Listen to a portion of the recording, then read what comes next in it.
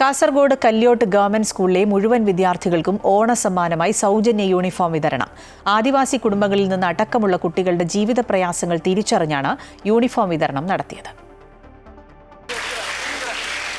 വീട് ഉൾപ്പെടെയുള്ള ഭൗതിക സാഹചര്യങ്ങളുടെ അഭാവത്തിൽ പഠനം നടത്തുന്ന 30ഓളം കുടുംബങ്ങളിലെ കുട്ടികളുടെ പ്രയാസങ്ങൾ തിരിച്ചറിഞ്ഞാണ് കല്യോട്ട് ഗവൺമെന്റ് ഹയർ സെക്കൻഡറി സ്കൂളിൽ സൗജന്യ യൂണിഫോം വിതരണം നടത്താനുള്ള മാതൃകാപരമായ തീരുമാനം കൈക്കൊണ്ടത്.